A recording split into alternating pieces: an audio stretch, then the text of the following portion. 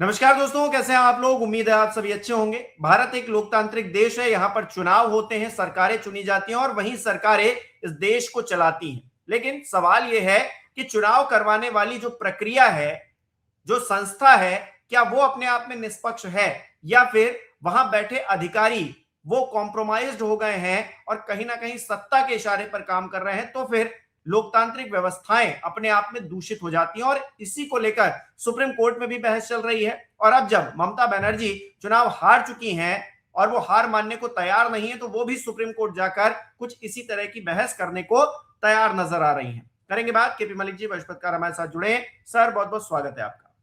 बहुत बहुत धन्यवाद हिमांशु जी, आपका भी और आपके दर्शकों का भी बहुत बहुत धन्यवाद, बहुत बहुत आभार।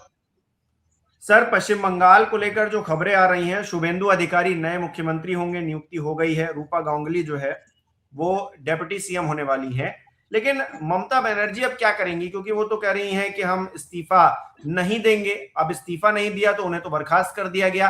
हालांकि उनके ट्विटर हैंडल पर अब ये भी खबर चल रही है कि अभी तक लिखा हुआ है चीफ मिनिस्टर ऑफ बंगाल। तो अपने आप में ये भी एक बड़ा सवाल है कि ममता बनर्जी खुद को बंगाल का मुख्यमंत्री मान रही हैं, लेकिन ये व्यवस्था उनको मानने को तैयार नहीं है। ऐसे में वो सुप्रीम कोर्ट का रुख कर सकती हैं। तो सुप्रीम कोर्ट जाकर वो किस न्याय की उम्मीद कर रही होंगी, क्या कुछ इस परिप्रेक्ष्य में आप देख पा रहे हैं सर? देखिए हिमांशु, आपको ये देखना चाहिए कि ममता बनर्जी चुनाव हार चुकी है। वो कैसे हारी है, क्यों हारी है, कितने मतों से हारी है, किस षड्यंत्र से हारी है, किस पैतरे से हारी है, वो सब चीजें पीछे छूट गई हैं। बात यह है कि आप चुनाव हार गए हैं और आपका कार्यकाल भी पूरा हो गया है, तो आपका कोई औचित्य नहीं बनता है उस पद पर बने रहने के लिए। आप कानूनी लड़ाई लड़ते रहिए, आप सीबीआई डिमांड जांच की मांग करते रहिए और आप सुप्रीम कोर्ट भी जाइए, लेकिन सबसे पहले आपको नैतिकता के आधार पर इस्तीफा दे देना चाहिए और उसी टाइम जब आपको आभास हो चला था चीजों का, उसी टाइम दे देना चाहिए। और मैं तो यहां तक कहूंगा, और अभी भी मैं पहले भी कहा, अभी भी कहता हूं कि जब विपक्ष के लोगों को पता है कि वो चुनाव जीत ही नहीं सकते, उनके खिलाफ तमाम शाम दाम दंड भेद, तमाम एजेंसियां, तमाम चुनाव आयोग खिलाफ काम कर रहा है, ये बात उनको पता है, तो चुनाव का बाइकाट क्यों नहीं कर रहे हैं? वो एक साथ क्यों नहीं आ रहे हैं? भाई शायद यही ममता बनर्जी थी जब राहुल गांधी भारतीय जनता पार्टी का, अडानी का विरोध कर रहे थे लोकसभा में। तब तो ममता बनर्जी उनके साथ आई नहीं, तब तो विपक्ष कहीं और दिख रहा था। जब केसीआर ने कहा कि भाई विपक्ष को मजबूत करने के लिए, इंडिया गठबंधन को मजबूत करने के लिए सब लोग एक फ्रंट पे आए, एक साथ आए, तब तो ममता बनर्जी और बाकी लोग ने उनकी सुनी नहीं, वो भी हार के बैठ गए। उसके बाद फिर आप देखेंगे भाई, चाहे केजरीवाल की बात हो दिल्ली में, केजरीवाल के साथ भी बाकी लोग नहीं आए। दूसरी बात, अभी आपने बिहार में देखा, लालू प्रसाद यादव और उनका बेटा अकेले लड़ रहे थे, कोई उनके साथ नहीं आए, तो वो भी हार के बैठ गए। उसके बाद उड़ीसा में जो क्षेत्रीय दल था, सारे छत्रप जो है एक एक करके खत्म हो गए, जो भारत के अलग अलग हिस्सों में थे। आप स्टालिन को ले लीजिए, आप ममता बनर्जी को ले लीजिए, और अगला नंबर उत्तर प्रदेश में अखिलेश का भी, यही भी मैं पहले ही बता रहा हूं।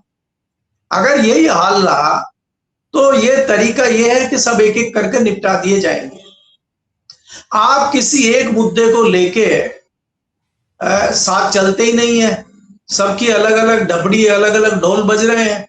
जब आप अलग अलग ढोल बजाएंगे तो आप कैसे सरकार के या भारतीय जनता पार्टी की रणनीति को रोक पाएंगे? अब वो कैसे चुनाव जीते हैं, नहीं जीते हैं, वो एक अलग बात है, लेकिन वो चुनाव जीत चुके हैं, वो अपनी सरकार बना रहे हैं। आपको कानूनी लड़ाई लड़नी है, आप लड़ते रहिए, आप सड़कों पर उतरिए, विरोध प्रदर्शन करिए, आपको जो करना है करिए, लेकिन नैतिकता के आधार पर मुझे लगता है इस्तीफा दे देना चाहिए। और अगर आपको सुप्रीम कोर्ट ही जाना है, सुप्रीम कोर्ट जाने के मामले बहुत सारे हैं। एसआईआर का मुद्दा बहुत वाजिब मुद्दा है, आपको सुप्रीम कोर्ट में जाने के लिए, लड़ाई लड़ने के लिए आपके पास बहुत सारी चीजें हैं जो आप सुप्रीम कोर्ट में चैलेंज कर सकते हैं। आप उस दिन क्यों नहीं गए सुप्रीम कोर्ट में? आप उस दिन क्यों नहीं एक साथ आए? सारे विपक्ष ने उस दिन क्यों नहीं विरोध किया जब कानून में बदलाव लाके 2023 में जो चुनाव आयुक्त को चुनने की प्रक्रिया थी उसको सरकार ने बदल दिया। तब आप लोग कहां थे? अब आप ये बताइए कितना हास्यास्पद है कि भाई सत्ताधारी दल के 2 व्यक्ति रहेंगे और एक विपक्ष का रहेगा, तो उसका कोई औचित्य है? चीफ जस्टिस को इसलिए रखा गया था कि चीफ जस्टिस अलग से बिल्कुल एक अलग स्तंभ है, और एक सरकार का व्यक्ति है, एक विपक्ष का व्यक्ति है और एक चीफ जस्टिस है, तो तीनों मिलके चुनते थे। हालांकि तब भी कहीं ना कहीं हमने आज तक जितने चुनाव आयुक्त देखे हैं वो सरकार के ही चुने गए हैं, और कई लोगों ने सरकार के लिए काम भी किया है, वो अभी भाजपा की सरकार में, उससे पहले भी होता रहा है। लेकिन अब तो आपने खुलेआम ही सारी चीजें कर ली, हमने कहा जरूरत ही नहीं हमें चीफ जस्टिस की या तीसरे व्यक्ति की। अब जब ये हो गया, और उस दौरान राहुल गांधी ने कहा भी था कि मैं मीटिंग में जाऊं या ना जाऊं, मैं विरोध करूं ना करूं, उससे फर्क क्या पड़ना है भाई? 3 लोगों को मिलकर चुनना है, और 2 लोग अगर एक व्यक्ति के ऊपर यस कर देते हैं तो मेरे विरोध करने से भी कुछ नहीं होगा। तो ऐसे में विपक्ष ने क्यों आवाज नहीं उठाई? ऐसे में विपक्ष सुप्रीम कोर्ट क्यों नहीं गया? ऐसे में विपक्ष ने विरोध प्रदर्शन सड़कों पर क्यों नहीं किया? तो इसका जिम्मेदार तो विपक्ष है, वो भुगते। तो ऐसी एक चीज नहीं है। की सुनवाई सर चल रही है, इस मामले को लेकर कई लोग पहुंचे हुए हैं याचिकाकर्ता की ये दलील है सीधे तौर पर कि ये कानून बिना किसी संसदीय बहस के पहली बात तो पारित किया गया, और ये चुनाव निकाय पर सरकार के पूर्ण प्रभुत्व का रास्ता भी साफ करता है। ये बातें कोर्ट में कही गई हैं, तो अपने आप में सवाल तो सुप्रीम कोर्ट के सामने है, लेकिन सुप्रीम कोर्ट क्या उस नजरिए से देखेगा जिस नजरिए से विपक्ष देख रहा है? नहीं, देखिए हिमांशु, आपको ये देखना चाहिए कि सब अपने अपने तरीके से अपने अपनी चीजों को देख रहे हैं। कई बार आरोप जो है कोर्ट पे भी लग रहे हैं, चुनाव आयोग के ऊपर भी तमाम आरोप लग रहे हैं, वो जनता के सामने है। लेकिन यहाँ हम बात विपक्ष की कर रहे हैं कि क्या विपक्ष ईमानदार है? क्या विपक्ष की भूमिका ईमानदारी से निभा रहा है विपक्ष? हमें तो विपक्ष में भी गड़बड़ लग रही है ना। मैंने सवाल आपसे एक पूछा है कि राहुल गांधी जब कई सारे विषयों पे लोकसभा के पटल पे बहस करते हैं, कोई मुद्दा उठाते हैं, तो कई विपक्षी दल जो है, जो छोटे दल हैं, वो बाहर चले जाते हैं, वो उनके साथ नहीं आते। क्यों? और अगर आप बटे हुए हैं और आप कांग्रेस के साथ नहीं आ रहे हैं तो फिर एक एक करके आप निपटेंगे, क्योंकि आज सत्ताधारी दल इतना मजबूत है कि कोई भी एक दल उसके सामने टिक नहीं पाएगा। एक तो ये कहानी है, और दूसरी कहानी मैं आपको ये भी कह रहा हूं कि देखिए, कांग्रेस हो चाहे राहुल गांधी हो, उनको भी समझ में आ गया है कि जब तक ये क्षेत्रीय छत्रप समाप्त नहीं होंगे तब तक कांग्रेस का उज्जवल भविष्य नहीं होगा। तो कांग्रेस भी चाहती है कि भारतीय जनता पार्टी इतना कीचड़ फैलाए कि कई जगह उनका कमल खिल जाए, और जब वो कमल खिल जाएगा फिर वो कमल मुरझाएगा। तो जब वो कमल मुरझाएगा तो फिर वहां हाथ का पंजा काम करेगा। इस रणनीति पे कहीं ना कहीं कांग्रेस चल रही है, चाहे आप दिल्ली के केजरीवाल के इलेक्शन में देखें, और चाहे आप बिहार के राष्ट्रीय जनता दल के इलेक्शन में देखें, और चाहे अभी आपने रिसेंटली वेस्ट बंगाल के चुनाव में देखा हो। तो मुझे राहुल गांधी की रणनीति कुछ अलग दिखाई दे रही है। क्या वो कांग्रेस के भविष्य को लेके इस तरह की रणनीति बना रहे हैं? कई सारी चीजें ऐसी कांग्रेस में एकाएक दिख रही हैं, वो भी कहीं ना कहीं भाजपा के साथ ये चाहते हैं कि ये जो क्षेत्रीय छत्रप है वो निपटे, और दोनों राष्ट्रीय पार्टियां फिर आपस में चुनाव लड़ती रहे। क्योंकि जहां जहां दोनों पार्टियां हैं वहां वहां कांग्रेस को मौका मिल जा रहा है। चाहे आप कर्नाटक देखिए, चाहे आप हिमाचल देखिए। अभी आपने अगर पंजाब में भारतीय जनता पार्टी आम आदमी पार्टी को साफ करती है तो जाहिर सी बात है वहां कांग्रेस के लिए बड़ा एक मैदान खाली हो जाएगा, और कांग्रेस और भाजपा की लड़ाई में कांग्रेस की संभावना है कि वो चुनाव जीत जाए। तो इसलिए कांग्रेस भी चाहती है कि ये जो क्षेत्रीय दल हैं ये अगर समाप्त होते हैं तो कांग्रेस को एक बड़ा मौका मिलता है, मुझे ऐसा लग रहा है।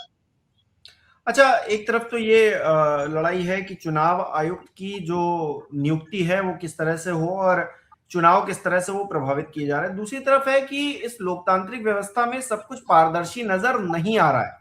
अब पारदर्शी क्यों नहीं नजर आ रहा है? सवाल पूछे जा रहे हैं, उधर से कोई जवाब नहीं आ रहा है। अब कहा गया कि भैया सीसीटीवी फुटेज उपलब्ध करा दीजिए, तो चुनाव आयोग जो है वो सोए हुए हैं। उनको जैसे मतलब ही नहीं है कि उन्होंने एक बार चुनाव करवा दिया पश्चिम बंगाल का, उसके बाद भारतीय जनता पार्टी वहां जीत गई है, तो उनकी सारी भूमिका वहां पे खत्म हो गई है। कोई विपक्षी दल उनसे कुछ पूछ रहा है, कुछ जवाब चाहता है, तो कोई कुछ नहीं देगा।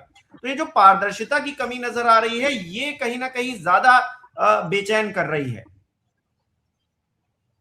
देखिए हिमांशु, अगर आप देखेंगे ये खाली चुनाव आयोग की बात नहीं है, जो दूसरी संस्थाएं भी हैं, अगर वहां भी आप कुछ पूछना ताछना चाहते हैं तो वहां से भी आपको कोई जवाब नहीं मिलेगा। आप देखिए कि जो इलेक्ट्रॉनिकल बॉन्ड आए थे, जो चुनावी बॉन्ड जारी किए गए थे, तमाम पार्टियों को मोटा पैसा आ रहा है। जब कोई आरटीआई लगाता है, किसी बैंक से पूछता है, सरकार से पूछता है, कोई जवाब नहीं आता है। आप चुनाव आयोग को आरटीआई लगाइए, चुनाव आयोग के सामने कोई घटना हो, चुनाव आयोग का कोई जवाब नहीं आता है।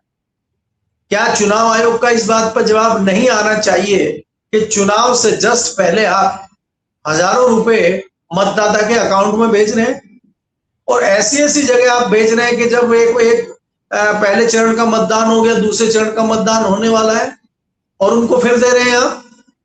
इस पर कोई पूछने वाला नहीं है। अगर आपकी कोई सरकारी योजना भी है तो 5 साल में क्यों नहीं दिया आपने? आपको चुनाव के पहले ये चीजें याद आ रही हैं, इस पे क्या चुनाव आयोग को नहीं पूछना चाहिए?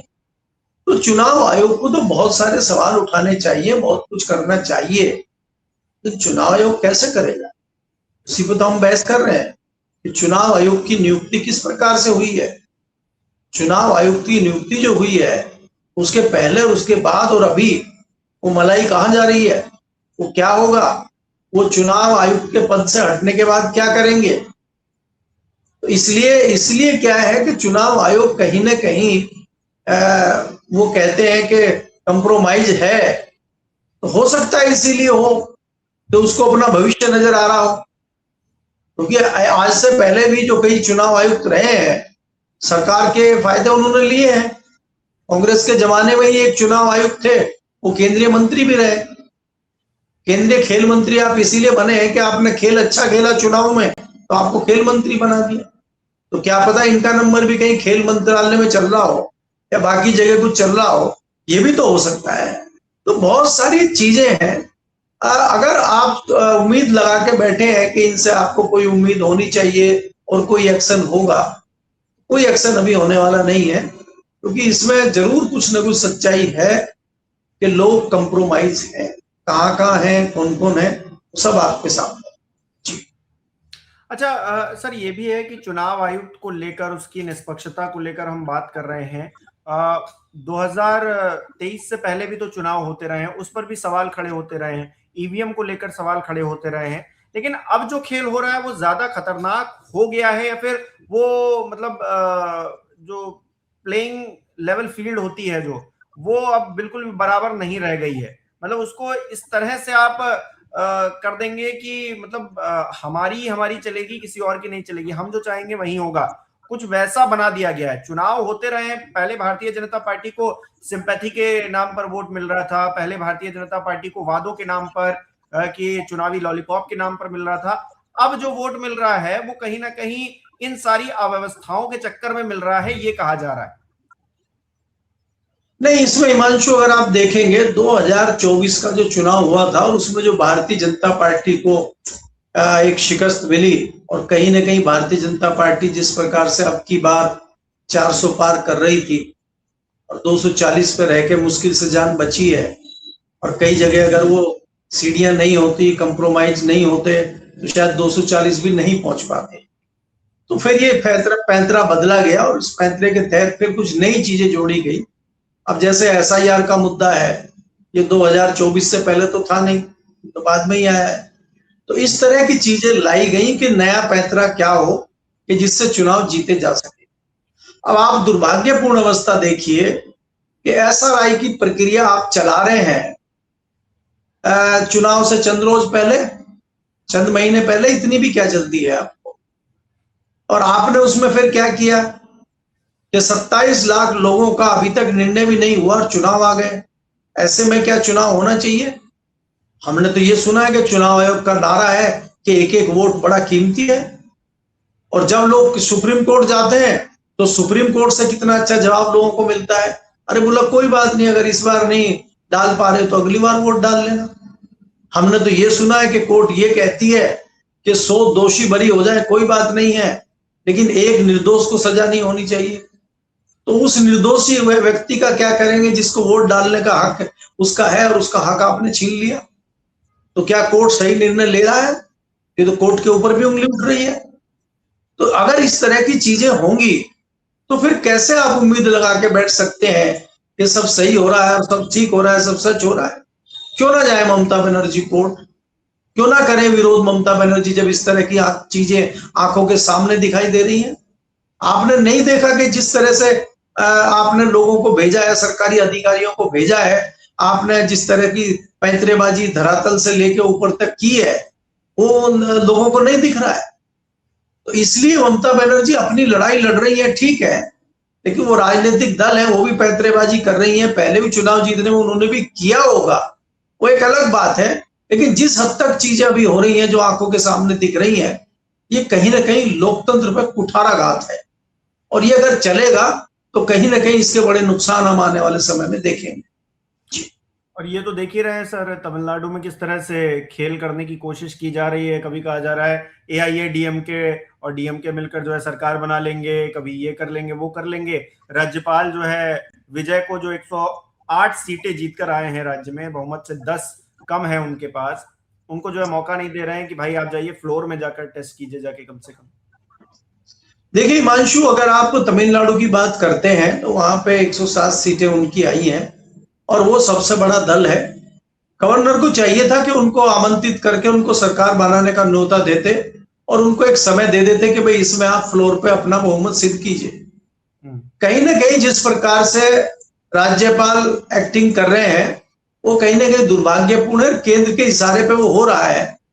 और दूसरा, जिस प्रकार से आप AIADMK और DMK मिलकर सरकार बना रही है, ये जो मीडिया चला रहा है किसके इशारे पर सगू पे छोड़े जा रहे हैं, ये कहीं ना कहीं एक रूमर फैलाया जा रहा है। आज लोग सड़कों पे उतर गए हैं वहां पे तमिलनाडु में, टीवी के, उन्होंने ये कहा है कि अगर इस तरह की बात होती भी है और ये दोनों दल मिलकर सरकार बनाते हैं तो हम इस्तीफा देंगे, सामूहिक इस्तीफा सब लोग देंगे। तो उससे क्या होगा? तो आप क्या माहौल बिगाड़ना चाहते हैं तमिलनाडु का? अगर तमिलनाडु के लोग सड़कों पे उतरेंगे तो क्या होगा? क्योंकि वो सेंटिमेंटल लोग हैं, इतनी बड़ी तादाद में अगर उन्होंने वोट दिया है, उस वोट को अगर नहीं सरकार मान रही है, सरकार उसके साथ भी पैंतरेबाजी कर रही है, तो उसके गंभीर परिणाम होंगे अगर इस तरह का वहां होता है। तो मुझे लगता है कि राज्यपाल को परिस्थितियों को देखते हुए आमंत्रित करना चाहिए, जो बड़ा दल है उसको। लेकिन भारतीय जनता पार्टी की विजय ने जो है 118 का जो बहुमत का आंकड़ा है उसको पा लिया है जहां तक, और जो है अब शायद जो है परिस्थितियां उनके अनुकूल होंगी। लेकिन ये जो सियासी ड्रामा हुआ, ये जो सियासी तौर पर खींचतान हुई, ये नहीं होनी चाहिए। मतलब 4 दिन से आप जो है इसी बात में लगे हुए हैं, इसी बात को लेकर हंगामा कर रहे हैं, ये मना कर रहे हैं, वो इधर जा रहे हैं, वो उधर जा रहे हैं। मतलब ये कहां तक उचित है? हालांकि इससे पहले भी होता रहा है, कोई नई बात नहीं है, लेकिन फिर भी नहीं। हिमांशु, अगर आप देखेंगे, देखिए अब माना यह जाता है कि केंद्र सरकार का टूल होता है राज्यपाल, और वो केंद्र सरकार के इशारे पे वहां काम करता है। और जहां जहां केंद्र में जिस दल की सत्ता है, वही सत्ता अगर राज्य में उसी पार्टी की है तो फिर तो कोई दिक्कत नहीं है। तो अगर कोई सत्ताधारी दल केंद्र में है और उससे किसी दूसरी पार्टी की सरकार राज्य में है, तो वहां राज्यपाल बहुत सारे अड़ंगे लगाता है और वो दिक्कतें पैदा करता है। इसीलिए विपक्षी दल हमेशा मांग करता रहा है कि राज्यपाल के पद को समाप्त कर देना चाहिए। और राज्यपाल हमेशा वहां पे पैंतरेबाजी करता है अपनी पार्टी की सरकार बनवाने के लिए, भले ही वो किसी पार्टी का अंग ना हो, भले ही ये माना जाता हो कि भाई अब ये संवैधानिक पद पे हैं, अब ये किसी पार्टी से जोड़ के इनको नहीं देखा जाना चाहिए, लेकिन वो सिर्फ कहने भर के लिए है, काम वो पार्टी के इशारे पे ही करते हैं। चाहे आप बंगाल के उससे पिछले राज्यपालों को देखिए और चाहे अभी आप तमिलनाडु के राज्यपाल को देखिए, वो जताता है कि कहीं ना कहीं केंद्र सरकार के इशारे पे ये इस तरह के काम कर रहे हैं। तो मुझे लगता है कि केंद्र सरकार से आपका कोई संबंध नहीं है, मतलब भारतीय जनता पार्टी से आपका कोई संबंध नहीं है, लेकिन वो दिख तो रहा है कि आपका संबंध है, क्योंकि उसी इशारे पे आप काम कर रहे हैं। लेकिन ये लोकतंत्र के लिए खतरनाक है। जैसा कि मैंने पहले भी कहा, अगर ये परिस्थितियां इस तरह की बनती हैं और ये चीजें बाहर आती हैं तो इससे कहीं ना कहीं लोकतंत्र प्रभावित होता है। जी बहुत बहुत शुक्रिया सर हमारे साथ जुड़ने के लिए, तमाम बातचीत के लिए। हमारे दर्शक किस तरह से देख रहे हैं कमेंट करके जरूर बताएं। इस वीडियो को लाइक करना, शेयर करना मत भूलिएगा। हमारे चैनल को सब्सक्राइब नहीं किया है तो वो भी जरूर कीजिएगा। आप हमें सहयोग भी कर सकते हैं ज्वाइन बटन पर क्लिक करके। बहुत बहुत धन्यवाद।